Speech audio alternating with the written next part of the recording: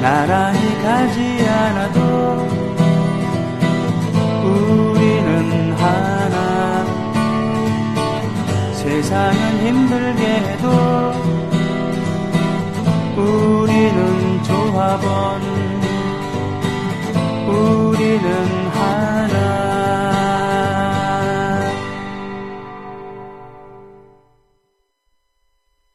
자동 잠김 방지 안전고리 빗장쇠. 발로만 하는 도어 스토퍼 발로만. 쉽게 열리는 현관문 안전고리는 가라. 외출 시 저절로 잠기는 현관문 안전고리도 가라. 완벽 차단과 자동 잠김 방지 안전고리 빗장쇠. 공격과 수비가 완벽한 안전고리 빗장쇠. 발로만 하는 도어 스토퍼 발로만. 손과 발등이 아닌 발바닥으로만 하는 도어 스토퍼 발로만. G마켓, 옥션 등에서 빗장쇠 발로만 검색하세요. 이제 걱정 안 해도 되겠다. 이런 국민을 안심시키는 계기가 됐으면 좋겠어요. 빗장쇠 발로만 광고가 이상한가요? 국민TV 조합원이 직접 개발하여 특허낸 제품입니다. 써보니 참 좋더라고요.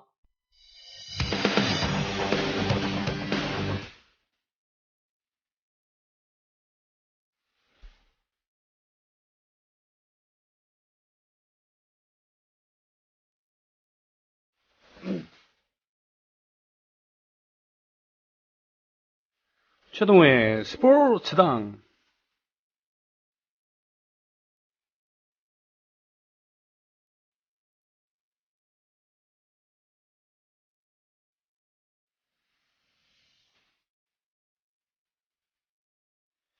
(2006년이었죠) 2006년 3월이었습니다.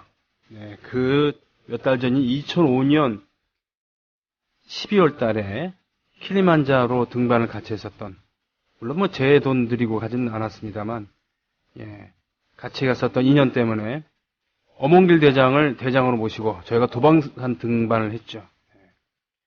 그때 뭐라 그러나 봄 냄새를 제대로 느꼈다고나 할까요?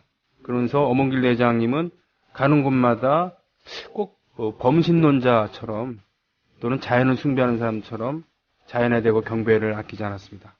그때 기억이 납니다. 모든 것이 깨어난다고 하는 그런 봄 냄새가 지금 본격적으로 나오고 있는 이 월요일에, 또 이 봄이다 하면은 스포츠랑 또 뛸래야 뛸 수가 없죠. 겨우내 만들었던 봄, 가까웠던 기술 보여주기 시작하는 봄입니다. 더군다나 시범 경기 프로야구 같은 경우는 시작이 돼서 더더욱 그렇죠. 스포츠 평론가 최동호 선생님 모셨습니다. 안녕하십니까? 예, 안녕하세요. 네. 어떠세요? 저는 진짜 오늘 집에서 나올 때, 야, 이게 봄의 냄새구나. 역시 봄이 되니까 냄새가 나기 시작하구나. 뭐 이런 거였는데, 예. 한 이틀 정도 굉장히 반짝 추웠죠. 네네네. 이른바 코셈추위. 네. 오늘은 진짜 봄입니다. 예. 근데 아침에 그렇죠? 살짝 고민했습니다. 왜요? 오늘 또 제가 있는 연구소의 신임 사무국장께서 새벽형 인간이 되자고 아침 7시에 조찬회의 한다고 그래가지고 나왔는데. 도대체 왜 그러세요? 뭘 피곤합니다. 아주 철권 통치 시대를 맞고 있습니다. 예. 살짝 고민했죠. 아침 저녁으로는 추울까봐 뭘 입고 가야 되느냐, 외투를 입고 나가야 되느냐 말아야 되느냐. 네. 안 입고 나왔는데 무사했습니다. 그렇죠? 완전히 예. 봄입니다. 네. 지금 주말에 시범 경기 투수들은 1이닝 또는 예.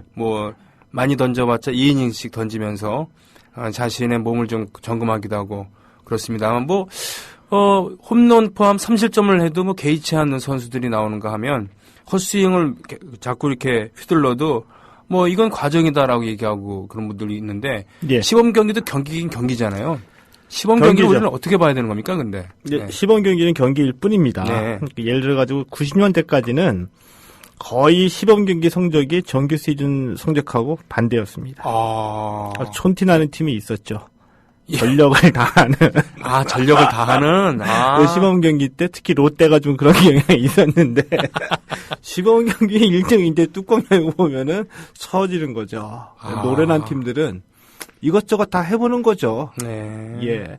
이게 이제 90년대까지 추세였었는데 2000년대에서부터는 이제 그런 약간 촌티나는 팀은 사라지고 네. 저마다 다 이제 그 테스트를 해보는 겁니다. 어떤 테스트냐면은 주전이 확실한 선수들은 되게 성적이 좋은 경우도 있고 성적이 안 좋은 경우도 있어요. 네. 대표적으로 예를 들면 이번에 한화의 김태균 선수. 네네. 2할 2푼 1이거든요. 하하. 근데 타석이 들어설 때마다 보니까 타격 폼이 바뀌는 거예요. 아. 다리 한번 슬쩍 들어보기도 하고 밀어치기 막 하다가 또 갑자기 당겨치기 하다가 그러니까 이 주전이 확실한 선수들은 겨우내 그 훈련했던 거 네. 자기 한번 점검을 해보는 거죠. 음. 근데 1점 감독 입장에서는 이제 뭐 투수는 2이닝 그리고 이 야수 같은 경우에는 4이닝 정도 가거든요. 네네. 근데 감독은 욕심이 나죠. 네. 왜냐하면 주전이 이제 마음속에 있고 1.5군이나 2군에서 좀 튀는 선수가 있는지 네네. 보고 싶잖아요. 네. 그러니까 1.5군이나 2군은 뭔가를 보여줘야 됩니다. 보여줘야 된다. 시범 경기에서. 네. 시범 경기 전체적인 성적으로는 뭐 그렇게 뭐 이렇게 크게 민감해야 할 필요는 없다. 네. 그리고 특이한 거는 어제 네. 윤성민 선수가 등장했습니다. 그래요. 기아 팬들에겐 정말 신난 예. 일이었는데. 네. 그래서 아마 오늘 그 보도 난 거 보면은 뭐 윤성민 퍼펙트 네, 이렇게 네. 많이 나왔거든요. 1이닝 던졌어요. 아, 네. 그래서 두 타자 삼진인데 네. 그것만 보면 퍼펙트 하죠. 네. 1이닝 던져서 뭐 두 타자 삼진이니까. 하지만 뭐 1이닝 던져가지고 그거를 예를 들어가지고 우리가 시즌 내내 똑같이 던질 수 있으리라고 보장하기는 힘들고 이번에 시범 경기에서 가장 관심 모았던 팀은 역시 이제 한화였었거든요. 네. 하나가 시범 경기 대전에서 개막했는데 두 경기 다 완전 매진이었습니다. 아, 예. 그래서 올해 이제 한화가 NC하고 같이 시범 경기 유료 티켓을 발매했거든요. 그럼에도 불구하고 완전 매진됐어요.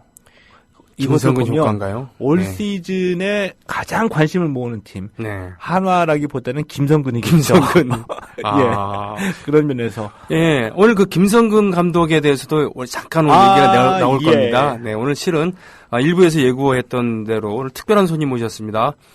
영화 그라운드의 이방인 감독이신 김명준 감독 모셨습니다. 자, 안녕하십니까? 안녕하세요. 네, 오랜만에 뵙습니다. 방송에서는. 반갑습니다. 네. 요즘 가장 핫하신 분입니다. 야, 그러십니까? 가장 바쁘신 분. 여기저기 불러다니면서. 평소에도 야구를 좋아하셨던 겁니까? 아니면은? 저는 부산 출생이라요. 부산은 야구 영향을 많이 받는 데라. 그렇군요. 예. 네. 야구를 아주 좋아한다는 아니지만 네. 어쨌든 야구에 관심은 쭉 갖고 있었는데 음. 아주 좋아하는 종목이 야구다 이렇게까지는. 네. 뭐 그래도 그 부산 사람한테 야구를 아느냐라고 물어보는 것은 한국 사람한테 김치를 아느냐라고 예. 김치를 좋아하진 못하라도 아느냐 예. 뭐 이렇게 물어보는 것도 같기도 하네요. 저는 몇 번 뵀지만 네네. 마음에 드는데 첫 대답이 아, 의례적인 이 방송용 멘트. 야구 좋아하죠. 이게 아니었었어요. 예상을 빗나가면서 약간의 이제 충격과 공포를 줬는데 솔직하다는 점에서는 이제 100점을 주고 싶습니다. 일단. 이야 좋습니다. 고맙습니다. 예. 그라운드 이방인 영화 그 개요라고나 할까요? 예. 그걸 잠깐 좀 설명해 주시죠. 그라운드 이방인은 일단 다큐멘터리고요. 2009년도부터 저희가 이제 기획을 해서 이제 겨우 완성돼서 여러분 앞에 선보이는 다큐멘터리인데 내용은 우리나라가 이제 56년부터 97년까지 무려 이제 42년 동안 그 제일동포 학생 야구단이라는 걸 초청을 했어요.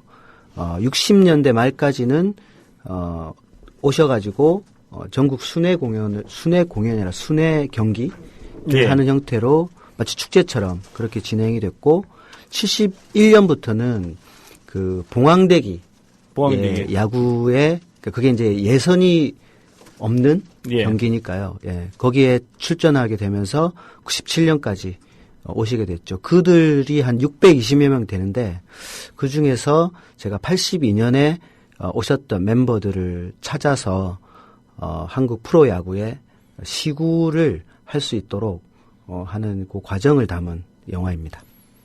근데 저는 이 김명준 감독님. 네. 예전에 몇 번 했었는데 오늘은 좀 하고 싶은 얘기 좀 잠깐 해야 되겠습니다. 예. 야구와 관계없는 얘기인데. 네. 이 얘기는 꼭 하고 싶었어요. 김명준 감독님 처음 봤을 때 그 인상, 야, 단단하다.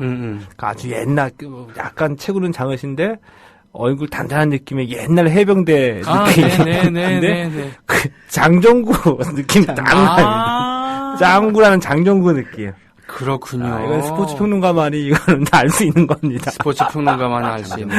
장정구 되게 좋아했었습니다. 예, 딱 그 장정구 아주 그 몸집은 작은데 아주 짱돌이라는 별명처럼 네. 단단하고 한번 물면은 놓지 않고 그런 느낌이 좀 있거든요. 그렇군요. 야구에서 갑자기 복싱으로 가고 그렇습니다만 그 영화를 보면 이제 1루, 2루, 3루, 홈베이스 그리고 뭐 하여튼 그런 이 영화 진행 과정이 그랬었잖아요. 예. 네, 그러면서 바로 그 다큐 옛날 자료 화면이나 또는 사진 그리고 현재 모습들 적절하게 이렇게 배치되고 있습니다만 아주 재밌기도 하고 그리고 약간 좀 많이 뭉클하기도 하고 뭐 그렇습니다만 글쎄요. 저는 이게 영화를 봤고 지금 인터뷰를 여러 하셨을 텐데 오늘 원래 개요는 그거였습니다. 스포츠 평론가 최동원 선생과 스포츠 영화를 연출한 감독을 모셔놓고 예? 저는 한 발 뒤로 물러서 갖고는 날로 먹는다 방송을.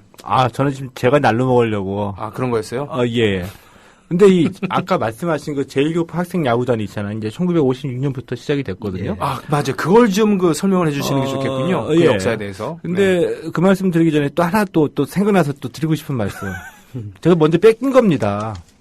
김원주 감독님한테. 이 아이템을? 예, 그러니까 영화를 뺏긴 게 아니라 제가 꼭 한번 쓰고 싶다고 했던 게 그러니까 자이니치 디아스포라 우리나라 한국 스포츠에 그러니까 제1교포가 야구뿐만이 아니라 우리 이전에 뭐 올림픽이나 아시안 게임이나 또 특히 유도 같은 경우에도 올림픽 때만 되면 우리가 제1교포 유도 선수 찾아가지고 한국에 귀화시켜가지고 메달 딴 것도만 있었거든요. 한 90년대까지는 유도에서 메달은 거의 절반이 제1교포였었습니다. 그러니까 근데 그 이후로 이제 우리가 야구랑 마찬가지로 별 이제 필요성을 못 느끼니까 우리가 이제 고기를 돌렸잖아요. 이런 자이니치 디아스포라 한국 스포츠 이걸 한번 소재로 해가지고 쓰고 싶었었는데 먼저 터뜨리셨죠. 근데 아까 말씀하신 1956년에 시작된 제1교포 학생 야구단이 뭐 잘 아시겠지만 우리나라로서는 야구의 어떤 최신 기술이랑 이론을 습득할 수 있는 젖줄이었었잖아요. 이 56년에 시작이 됐고 2회 대회 때 이제 말씀하신 이제 배수찬 선생님이 오시고 3회 때 장훈 이이 왔었었고 4회 때 김성근 감독이 오셨었고 정확하게 잘 알고 계시거든요. 근데 이분들의 이 김성근 감독하고 배수찬 선생은 특별한 관계가 있죠. 근데 60년도에 둘이 똑같이 한국으로 완전 귀화를 해가지고 한국 야구의 뿌리를 내게 되는 겁니다. 근데 그런 역사가 전체적인 줄줄줄 이어져 오다가 이제 82년이라는 걸 딱 주목을 하셔가지고 시작을 하신 거였었죠. 근데 한 가지만 더 말씀드리면은 그 제1교포 학생 야구대는 한 20년 정도 감독을 맡으셨던 한재우 이분이 하신 참 슬픈 한마디가 있습니다.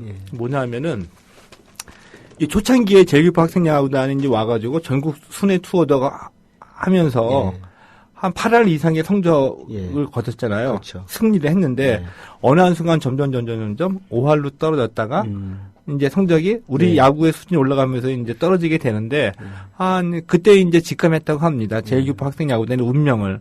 성적이 안 좋으면 국내 관계자들이 별 이렇게 효용이라는 말이 적절하지는 않지만 때문에 언젠가는 우리가 기술을 전수해 주더라도 언젠가는 한국 야구의 수준이 올라가게 되면 제1교포 학생 야구단의 그 필요성을 한국에서 별 느끼지 못할 것이다. 그 순간이 오면 우리들은 사라지게 될 수도 있다라는 걸 알면서도 그러나 이렇게 우리가 진다는 거는 한국 야구의 수준이 올라가는 거기 때문에 우리는 가서 최선을 다해야지 된다.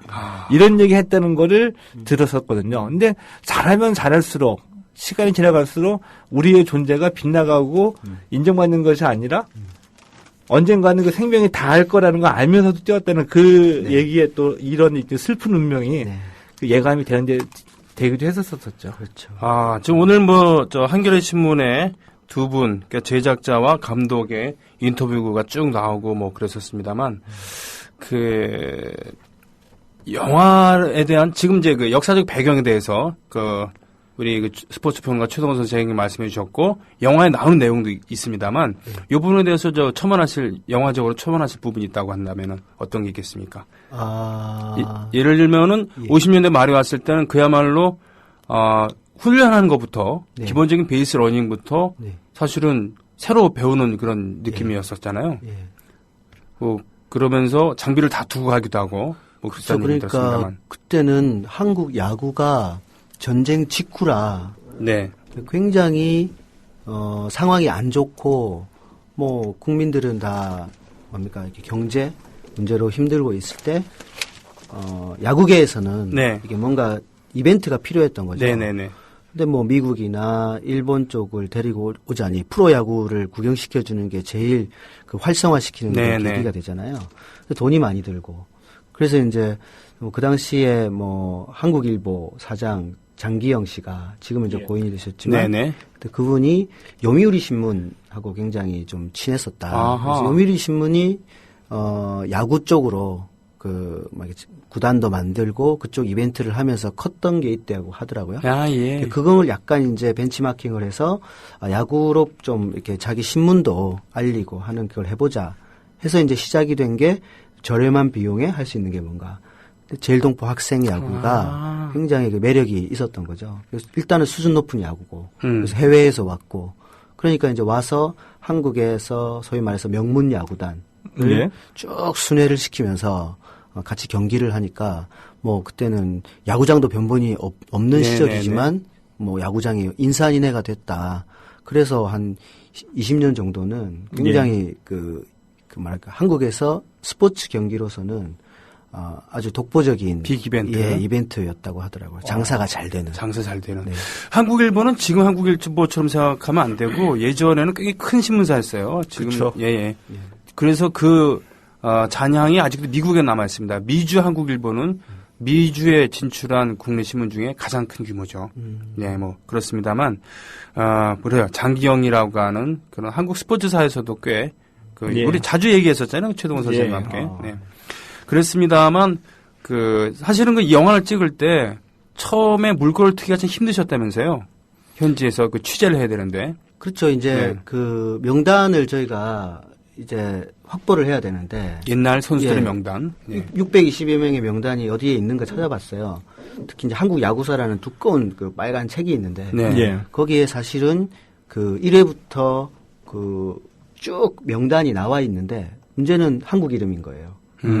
우리나라 소개될 때는 한국 이름으로 소개됐으니까. 그러니까 저희가 뭐 출신 고등학교도 찾을 수 없고 주소도 찾을 수 없으니까 굉장히 뭐 힘들었는데 일본 가서 제1대한야구협회 거기서 이제 명단을 하나 받았죠. 근데 그거는 이제 그 일본 이름도 있고 주소도 있고 한데 그거는 이제 75년부터 시작되는 명단이었어요. 그게 또 30년 전에 만들어졌던 명단이고. 그래서 이제 거기서부터 시작을 한 것이 뭐 전화를 해도 뭐 다른 사람이 산다거나 없는 주소거나 아니면 없는 전화번호거나 그러다가 이제 우연히 우리가 전화했던 그 전화번호에 이제 과거 오셨던 분의 어머니가 살고 있다거나 그런 경우가 가끔 있었어요. 그래서 이제 연락이 조금씩 되고 뭐 아시다시피 동포 사회가 은근히 좁아서 한 사람 연락이 좀 잘 돼서 이분한테 좀 신뢰를 얻으면 그 다음에 이제 또 새끼를 치는 건데 그것도 이제 좀 힘들었던 게 저희가 그분들은 그냥 고등학교 때 아주 그냥 한 달 정도의 가벼운 추억이었는데 우리는 이걸 되게 중요하게 생각하면서 이걸 뭐 영화로 만들고 싶습니다 하니까 이분들이 좀 처음에는 약간 의심하셨어요. 별거 아닌데 이렇게 크게 부풀린다. 사기 아니야? 이런 느낌이 있잖아요. 그러니까 역대 보니까 민단 쪽에서도 말씀하시는 건 보면 꽤 그런 사기가 좀 많이 있었다. 한국에서, 그래요? 진짜로? 한국에서 와가지고 돈 있는 제일동포들한테 사기 친다거나 이런 게 조금 많이 있었다라는 거죠. 그래서 그런 경험들을 동포들이 알고 있으니까 이게 좀 뭐 저희가 뭐 KBS 명함을 내는 것도 아니고 MBC 명함을 내는 것도 아니니까 그분들이 좀 처음에는 이거 좀 사기가 아닌가 이렇게 생각을 하셨다가 저희가 이제 꾸준히 연락드리고 만나서 얼굴 보여드리고 여러 가지 말씀 나누고 그러면서 예, 좀 친분이 생기면서 예, 근데 연락이 저는 이제 궁금한 게, 그러니까 말씀하신 것처럼 이제 56년서부터 제2교포 학생 야구단에 와가지고 이 전국 순회 지방의 명문고들하고 네. 고등학교 하다가 이제 71년서부터 봉황대기에 출전하게 됐잖아요. 예, 예. 71년서부터 이제 97년까지인데 지금 이 모티브를 잡은 건 맨 처음에 저는 이제 그라운드 이방인 제목만 딱 예. 듣고서는 그럼 제1교포 학생 야구단의 어떤 역사와 어떤 예. 그 향수 이런 것들을 전해주겠구나라고 했는데 물론 이제 그거 전해주시지만 82년도에 그 모티브를 더 가지고 82년도에 왔던 분들에 대한 얘기를 하신 거잖아요. 예. 왜 82년도예요? 근데 우선은 그 71년 봉황되기 전에 네. 멤버들을 찾는 것이 만만치 않았어요. 저희가 입수한 자료예요. 아. 우선 75년부터 뭐 시작돼서 쉽게 가려고 그런 거구나. 네, 일단은 그렇게 했는데 예.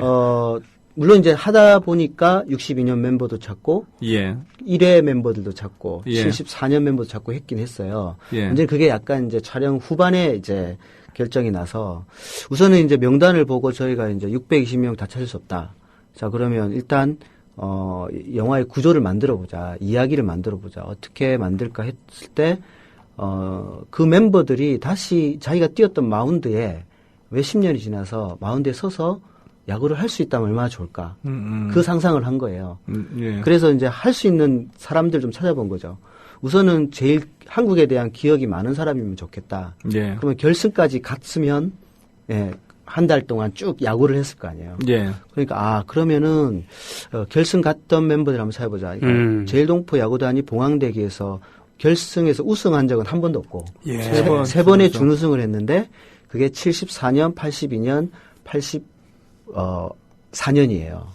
그래서 74년은 명단이 없어서 처음에는 저희가 예. 접근 자체가 힘들었기 때문에 82년에 한국에 무슨 일이 있었는가를 보니까 역시 그 프로야구 출범 개막 그리고 고교야구 전성기에서 사실상 고교야구가 하락하는 분기점이 되잖아요. 네. 그런 것들이 야구를 했던 그분들 그리고 야구를 아는 사람들한테는 좀 의미 있는 해가 되지 않을까.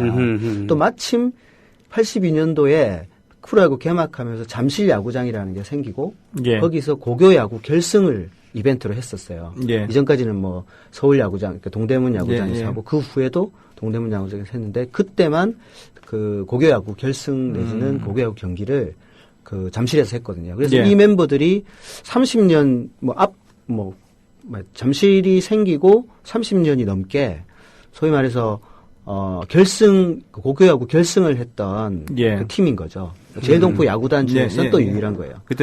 그때 결승에서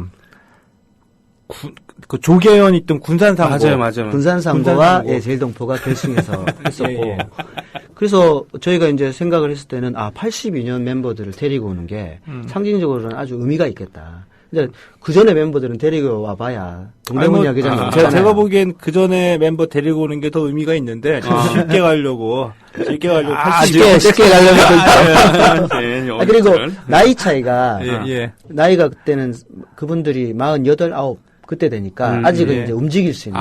그래서 저희가 이제 영화를 하면서 마지막에 한국 사람들하고 야구를 하는 모습들을 좀 보여주고 싶었어요. 영화 이제 막바지에 나오는데 실제로 나와요. 네. 그러니까 사회인 야구 하시는 분들하고 오랜만에 이제 한국 그 야구장에서 야구하시는 모습을 보여주고 싶어서 이러고저러고 따지니까 이제 74년 멤버들 찾기는 했는데 네. 데리고 오려고 생각하면 너무 나이가 좀 많이 힘들다. 드시고 하니까 그런 것들을 영화 안에 담아내기가 좀 어려웠죠. 네. 그렇군요. 그분들이 그 시구했었잖아요. 그 82년 오셨던 분들. 저희 영화 때문에 시구를 하시고 그거를 직접 하신 예, 거예요? 예. 능력자시죠. 능력자시죠. 예. 그러니까 능력자가 아니라 그때 저희가 사실은 하기가 되게 힘들었어요. 예. 감독이 영화를 잘 아는 것도 아니고 PD도 뭐 정식 야구 기자라든가 뭐 관계하는 사람도 아니고 아름아름으로 좀 알고 있는 사이였는데 다만 저희 도와주셨던 결정적인 분이 이모균 투수. 이모균 감독. 삼리이셨던 이모균 선수의 와이프가 제일동포예요. 그래서 제일동포 사정에 대해서 제일동포에 대한 애정이 좀 많이 있더라고요. 정명부 선수하고도 같이 했었고. 그러면서 저희 사정을 듣고 그럼 자기가 도와주겠다 해서 두산 그 단장님을 만나가지고 바로 섭외를 해서 전격적으로 실현이 된 거죠. 김태룡 단장 그 이전에 예, 그가 2013년. 2013. 김태룡 단장 맞네요. 그럼 김태룡 단장 예. 맞는데 그렇습니까? 네. 이거 밝혀줘야 되겠습니다. 왜요? 협조한 데는 이제 잠실구장은 LG와 두산 네, 두 구단인데 네. 그렇죠. 두산이 협조를 해가지고 시구를 했다. 음. 이거 저는 나름대로 중요하게 생각하고요. 그리고 저는 진짜 궁금한 게 저는 한재우 감독, 네. 한재우 선생님 만나 뵈가지고 몇 가지 얘기를 들은 게 있거든요. 뭐냐면은, 하나는 나 좀 이따 얘기하고, 하나 먼저. 그러니까 우리 김 감독님이 가가지고 영화를 찍겠다라고 했을 때 그분들의 반응이 진짜 저는 궁금했습니다. 왜냐하면, 네. 한재우 감독이 이제 말씀하시기를, 그때 이제 한 20명 정도가 한 팀 돼가지고 오면, 한 70%는 맨 처음에 얘기했을 때, 네. 안 가겠다라는 얘기를 했다 그래요. 네. 그리고 한 30% 정도가 가겠다. 그러니까 이 본인들은 안 가겠다고 하는 거를 부모들을 설득해가지고 부모가 오케이 하면 대부분 왔다. 이제 이렇게 제 얘기를 들었었거든요. 네. 그게 왜 그렇죠? 일단은요. 네. 그 일본에서 야구를 한다는 거는 고등학교 때까지 예. 고시엔 출전이 일단 목표거든요. 고시엔. 고시엔 아시다시피 뭐 5,000개 정도의 그 야구 고등학교가 예. 전국에 흩어져 있는데 한 번이라도 지면 떨어지는 거잖아요. 그렇- 예. 본선에 간다는 거는 47개 도도 부현의 대표가 돼서 그러니까 한 번도 안 지고 돼서 이제 고베에 있는 한신 고시엔 구장에서 야구를 한다는 건데 이게 굉장한 그 야구하는 애들의 예. 명예이자 로망이죠. 그다음에 사회 진출에 관한 큰 어떤 저기가 되는데 문제는 이제 고시엔에서 탈락을 했다. 고시엔에 본선에 가면 그 제일동포 학생 야구단에 못 와요. 우리도 같은 여름이 8월이니까. 예. 그러니까 고시엔에서 이렇게 떨어지면 올 수 있는 그 상황이 되는 건데 문제는 지치는 거죠, 애들이. 야구를 이제 마지막까지 온 힘을 내서 고시엔을 다 끝내니까 이제 지쳐 있는데 이제 좀 놀아볼까? 내지는 이제 좀 공부해볼까? 이렇게 되는데 또 가자 이렇게 되면 일단은 고민이 되는 거예요. 학생들 입장에서는 다시 야구 이런 고민이 하나. 더군다나 그렇게 되면은 자기가 조선이라는 게 드러나기도 하잖아요. 예, 이제 두 번째가 바로 이제 그런 건데 네. 가만히 그냥 뭐 일본 이름으로 잘 살다가 갑자기 그 민단체육회에서 누가 와서 학생 조선 사람이지 한국에서 이런 거 하는데 한번 해볼 생각 없냐라고 했을 때 이제 기간을 생각하는 거예요. 기간이 결승에 가든 안 가든 한 달 정도가 넘어요. 오게 되면 거의 방학 끝 무렵인데 예. 이때까지 친하던 애들한테는 자기는 그냥 똑같은 입장으로 알고 지내는 건데 예. 갑자기 얘가 방학 때 한 달 기간 없어졌다. 그럼 학생들도 궁금할 거고. 예. 그러면 이제 이유가 나오는 거죠. 어떤 경우는 늦게 오거나 이렇게 해서 계약을 하면 오는 경우가 있어요. 그러면 당연히 이제 밝혀지는 거죠. 그렇게 해서 좋은 경우도 있지만 이제 뭐 아시다시피 일본에서 그 제일 동포들이 어떻게 사는지를 다 아시기 때문에 굉장히 힘든 경우를 많이 당하고 그런 것들 저런 것들 때문에 여기 오는 것이 쉬운 결정으로 되진 않죠. 근데 그랬는데 그런 과정을 통해 가지고 왔더라도 네. 한국에서 경기를 하고 난 다음에 돌아갈 때는 이제 한재우 선생님한테 듣기로는 네. 모두 다시 한번 가고 싶다 이런 얘기를 했다라고 여기는 알고는 있는데 네. 근데 반응이 왜 궁금하냐면은 이제 안 좋은 기억들도 많이 있었다고 제 얘기 들었었거든요. 그러니까 이제 그게요 시대별로 조금 차이가 나요. 예. 그래요? 그러니까 60년대까지는 예. 순회 경기잖아요. 제일동포가 중심이 돼서 한국 야구 고등학교가 이렇게 시합을 하는 형태라 제일동포 주인공이잖아요. 예. 그리고 우리 한국 야구의 수준과 비교했을 때 굉장히 높은 수준이었기 때문에 우리 입장에서는 필요한 존재고 예. 스타들이었단 말이에요. 네. 그러다 보니까 여기서의 대접도 굉장히 좋은 대접들을 많이 받고 간 게 있어요. 용숭하고. 특히나 그때는 또 2세들이 중심이니까 예. 아직 고향에 대한 조국에 대한 어떤 감수성이 남달랐던 그런 때이기도 하니까 말씀하셨던 것처럼 대단히 좋은 기억을 가지고 이렇게 돌아가신 분들이 많고 이제 70년대로 넘어오면서 7, 80년대로 오면서 박정희 독재 정권 안에서 여러 가지 일들이 있어요. 야구만 아니라 뭐 제일동포 문세관 사건도 있었고. 예, 간첩 사건이라든가 여러 가지가 있어서 그런 부분에 또 약간 두려운 부분도 있었고 세대가 약간 바뀌면서 이 사람들이 조국에 대한 것이 약간 옅어진 부분이 있어요. 예. 예, 또 하나는 한국에서도 이제 우리도 어느 정도 한다 이렇게 되는 거예요. 그러니까 대등하거나 아니면 우리보다 아래거나 그런 식으로 생각하고 완전 경쟁자로 하니까 관중들도 이제 자기 학교 응원해야 되니까 그렇죠. 막 이제 야지를 하고 하니까 이분 사람들이 볼 때는 뭐냐 이렇게 되는 거고 대접도 사실은 크게 옛날과는 좀 다른 그런 분위기도 좀 있고. 그렇죠. 그렇군요. 그래가지고 한지호 감독님 말씀하시기를 82년 군산상고 네. 아까 져가지고 준우승했잖아요. 네. 그리고 봉황대기에서 우승은 못하고 준우승만 3번 했었었는데 네. 우승은 할 수가 없었다라는 얘기를 나중에 들었죠. 아니 올 때부터 우승은 생각을 안 해요. 근데 이 실력으로는 할 만한 할 수도 그러니까 있었는데 충분히 우승할 실력이 있는데 그걸 기대하지 않는 이유는 심판과 분위기. 예. 예. 이제 그런 것들은 이제 선수들도 다 알게 되니까 일본에 돌아가고 난 다음에 나름의 이제 기대를 하고 왔을 텐데 예. 뭐 기대에 충족되는 부분도 있었겠지만 또 다른 상처를 안고 그렇죠. 일본에 갔을 때에 예. 굉장히 뭐라고 할까요? 그게 이 정체성이라든지 이런 거에 굉장히 좀 부담이 되기도 하고 상처를 받았을 것 같기도 하거든요. 그거를 한 뭐 20년 정도 지나가지고 어느 날 갑자기 김명준 감독이라는 사람이 딱 나타나가지고 그 얘기를 해달라고 했을 때, 저는 뭐, 그러니까 쉽게 얘기해 주실 분도 있겠지만, 뭐 그렇지 않을 분도 있었다라고 생각이 들어서 궁금하거든요. 그래서 저희도 82년 멤버가 열 몇 명이 되는데, 예. 그분들을 몇 분을 이제 처음에 접촉했을 때, 반응이 안 좋았어요. 처음에. 어떤 분들에 대해서는.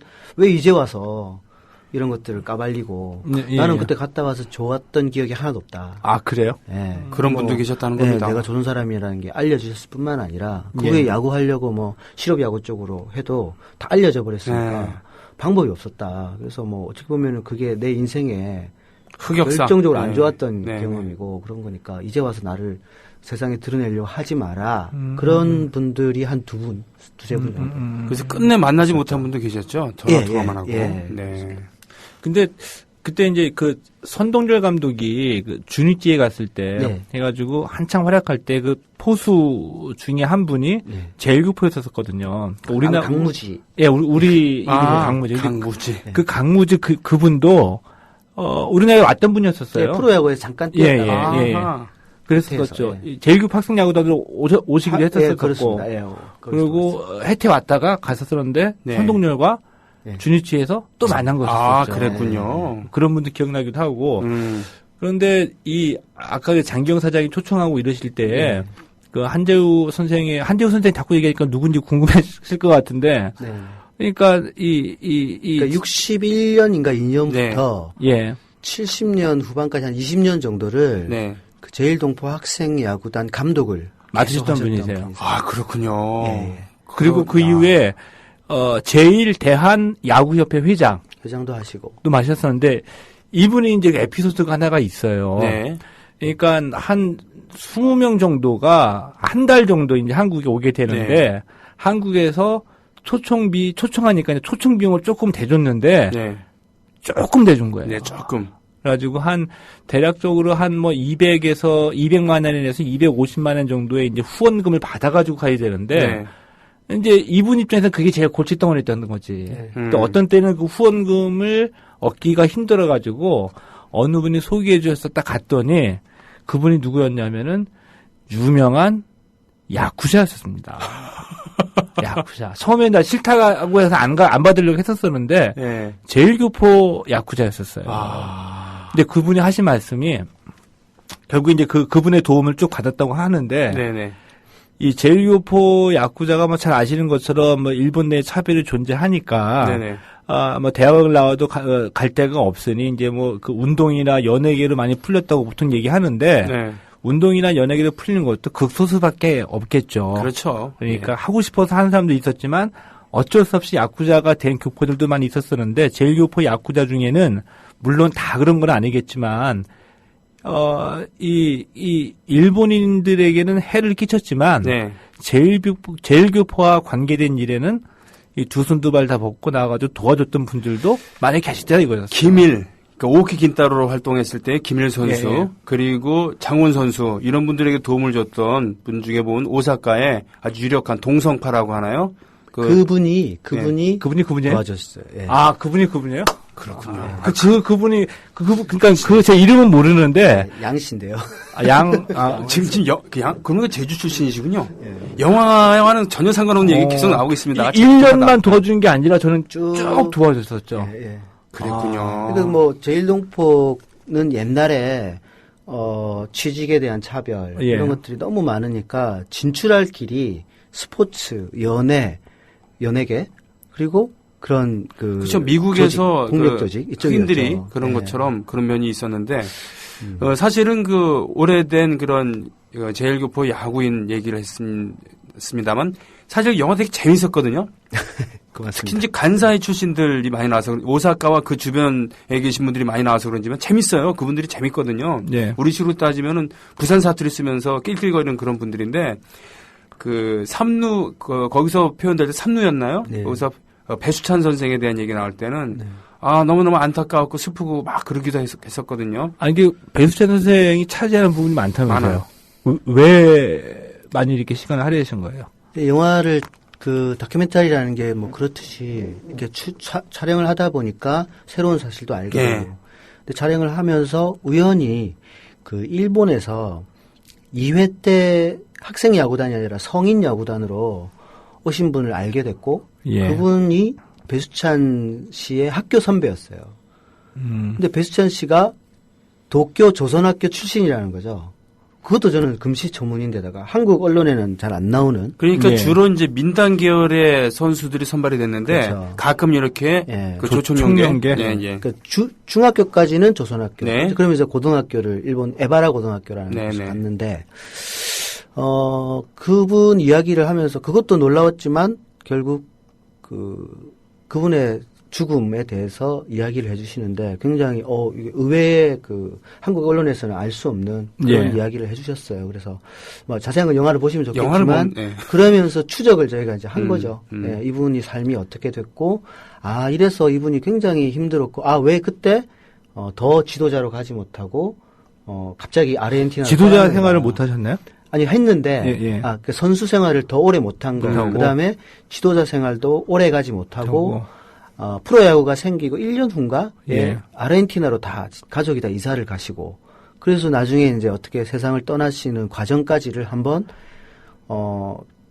추적을 한 거죠. 추적을 한 그런 거죠. 그 과정에 이제 그 사모님도 만나고 예, 그러면서 배수찬이라는 사람의 인생이 정말 어떻게 보면 우리 현대사 예, 정말 어떤 야구만 좋아했던 사람인데 야구를 못 하고 짐작이 갑니다. 네, 그러니까 그런 뭐냐면은 우리가 63년도에 아시아 선수권 대회 서울에서 해가지고 우승했을 때 네. 예, 예. 그때 제일교포가 4명이 있었어요. 네. 그러니까 신용균, 신영균. 나중에 오비 코치 감독도 예, 하셨죠. 예. 그리고 예. 배수찬 선생도 배수찬 선생도 거기에 있었죠. 있었었고 그 4명인데 그 중에 한 명이 배수찬 선생이거든요. 네. 그 야구를 굉장히 잘했다는 얘기잖아요. 그리고 프로야구에 잠깐 이름이 나오는데 그 이후로 이름이 싹 없어진 거야. 그게 이제 1968년 이때 공안정국과도 관련이 되고요. 예. 그리고 김신조 일당의 그 청와대 서울시내 진입 그리고 그로부터 조성된 공안정국에서 끌려가서 고초를 당하기도 한 그런 부분이 있습니다. 그때 68년도에요? 네.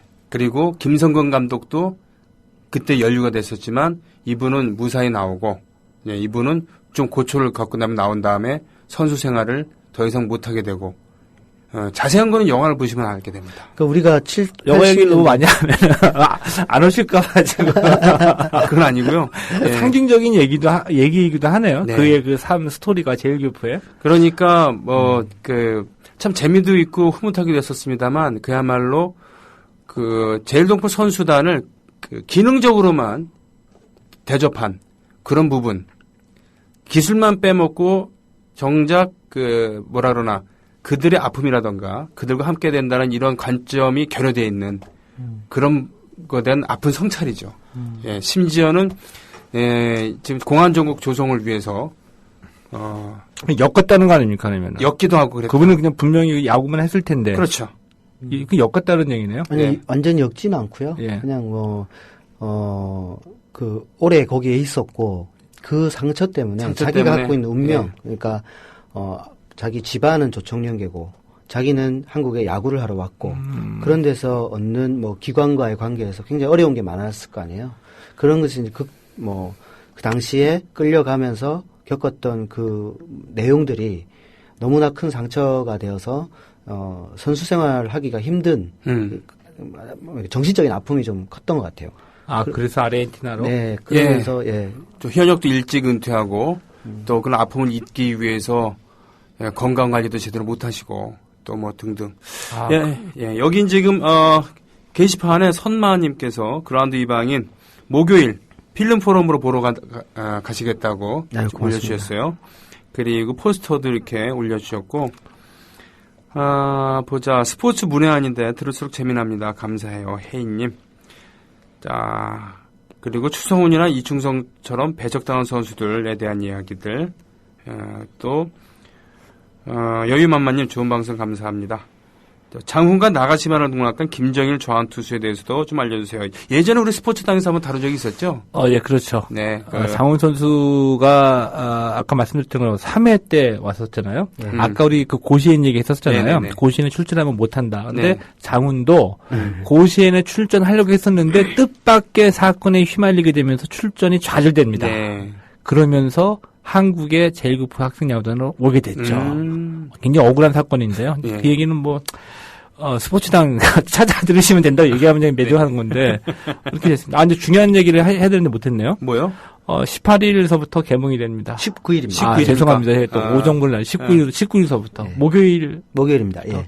이 김용규 감독님은 이 얘기를 제일 듣고 싶지 않았을까 하는. 그럼요. 언제부터 개봉한다 이 얘기를. 그 실은 뭐 잠깐 좀 전에 심각한 얘기를 나눴습니다만 영화 전반적으로는 그 휴머니즘이 넘치고 그렇죠. 유머도 이렇게 많이 있으며 또 진행도 스피디한 그러한 그 영화를 보는 재미가 있는 그런 작품이거든요. 그 이 얘기 나온 김에 그 이 영화를 보는데 포인트라고나 할까요? 자, 요런 재미가 있습니다라고 자랑을 좀 해주시죠. 야구 몰라도 재밌습니다. 이거 중요합니다. 예, 사실 저 시사회를 지난주에 봤는데, 그때 야구를 모르는 그 후배가, 나 야구 모르는데 재밌네? 예, 오빠 다시 봤어요? 뭐 이렇게 얘기를 하더라고요. 여자였구나, 그거. 네네네. 부럽네요. 네. 아니, 뭐, 어쨌든, 그 프로야구 800만 시대잖아요. 800만 시대. 뭐, 구단도 하나 더 생기고, 젊은 사람들이 굉장히 그, 야구장에 많이 가는데, 현실의 야구만 보지 마시고 역사를 좀 봤으면 더 재밌게 야구를 볼 수 있다고 말씀드리고 싶어요. 하여튼 긴가민가 하면서 82년도에 준우승을 했지만 좋은 기억도 있지만 반쪽발이 너네 나라로 가라 야유를 듣기도 하고 그러면서 상처를 간직했었던 그때 주역들 중에 7명이 그 프로야구 개막전 2013년입니까?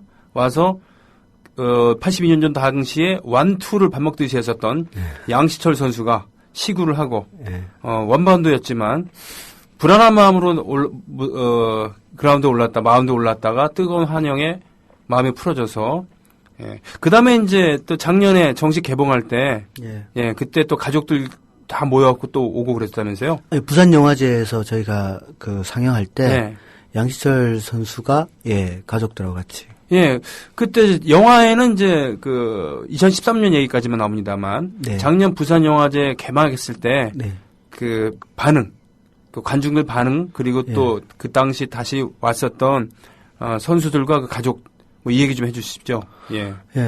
저는 우리 학교도 부산 영화제에서 이제 상영하고 상도 받고 이렇게 했는데 우리 학교는 그 당시 조선학교 학생들이 한국에 못 오는 상황이라서 출연자들 초대를 해도 뭐 올 수가 없었으니까 영화제가 축제다라고 사람들이 얘기를 해도 저는 늘 이제 마음 한켠에는 아쉬웠어요.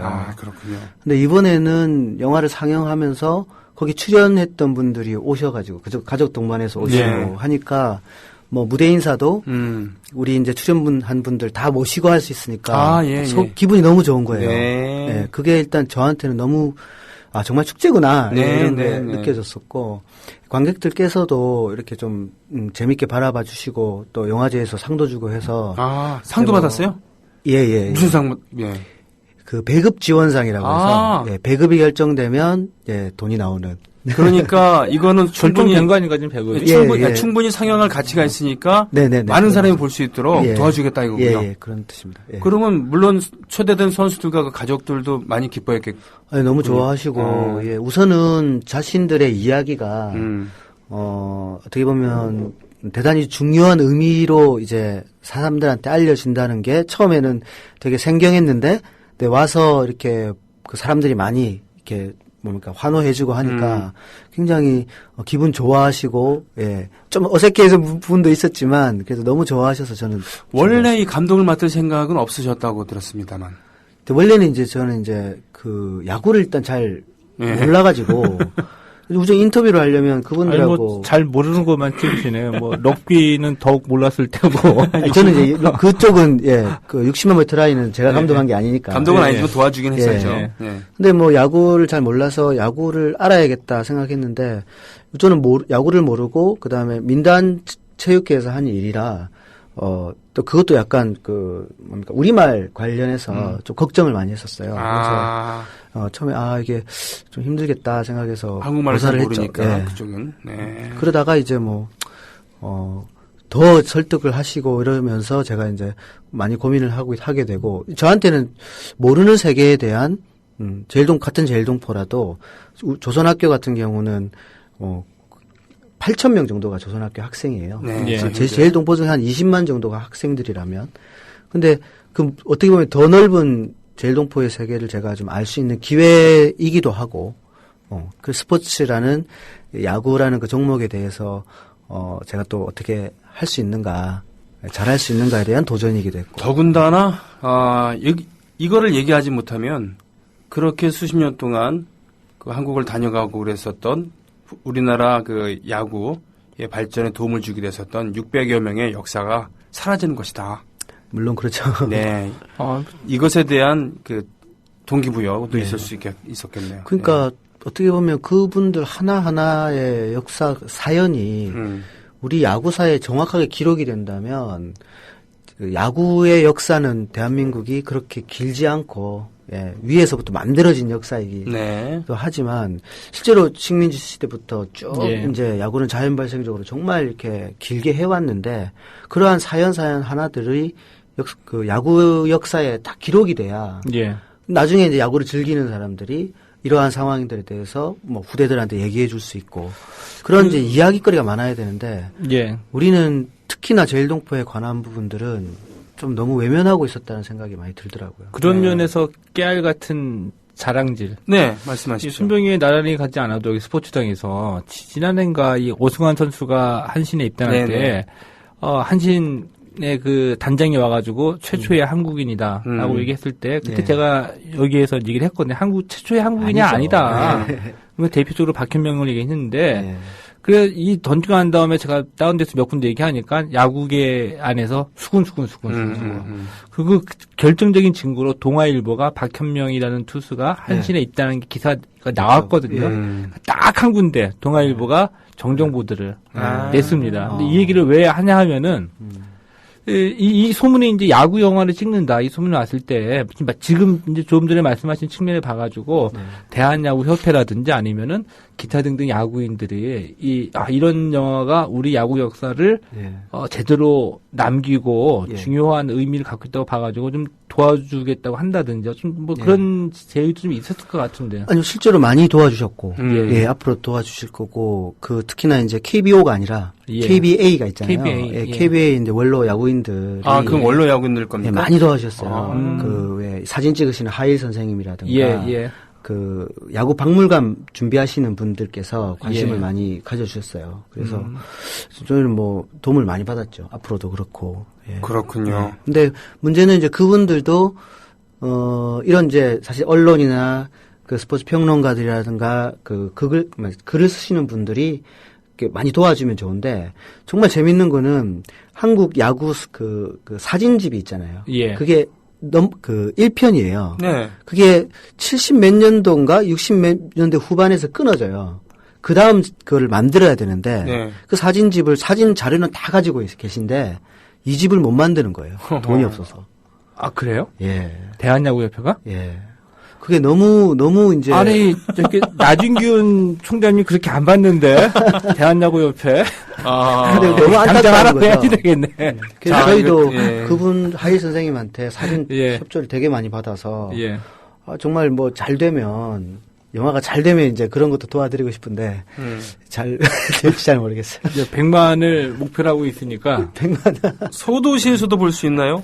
디지털 동시 개봉이 있나요? 뭐 이런 질문이 왔습니다. 예, 지금 이제 전국에 한 30군데 정도가 돼 있어가지고. 아, 네. 예, 뭐 광주, 인천, 뭐 강릉, 소도시에서는 지금 안 하는 데가 많은데요. 안 하는 것은 공동체 상영을 신청해 주시면 아마 예. 뭐 뒤풀이 비용 쏜다는 얘기도 있습니다만. 예, 30명 예. 이상이 보시면 네. 예, 뒤풀이 비용을 쏜다고 합니다. 그렇습니까? 예. 10만 원 쏜다고 10만 원. 합니다. 다시 한번 그 자세하게 말씀드리면은 예를 들어 가지고 60만 분의 트라이처럼 저희가 이 관을 하나 잡아가지고 연락하게 되면 필름을 그냥 와가지고 볼 수 있는 건가요? 예.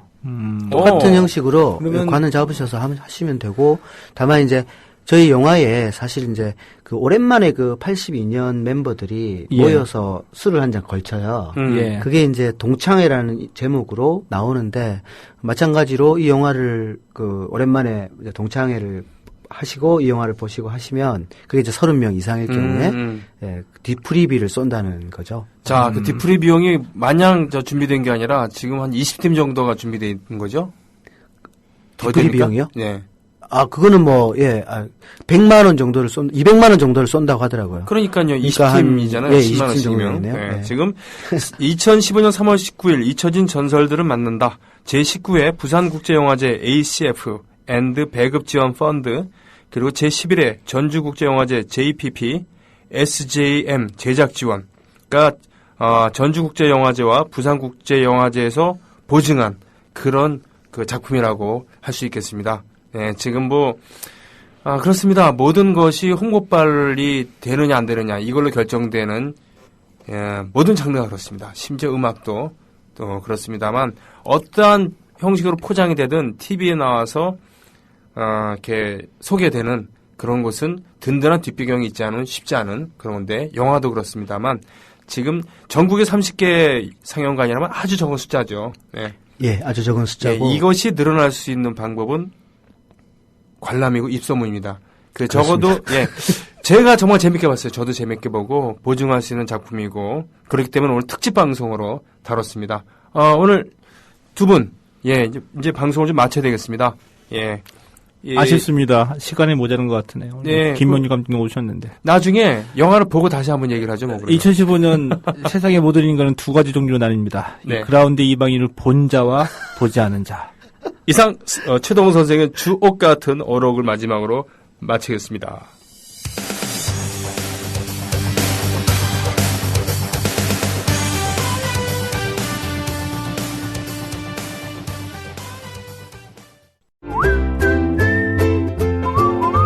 국민라디오 팟캐스트 응원하는 가장 쉬운 방법 아시나요?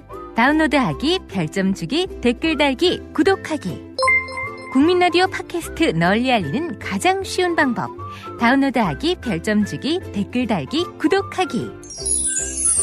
기억하세요. 다운로드하기, 별점 주기, 댓글 달기, 구독하기.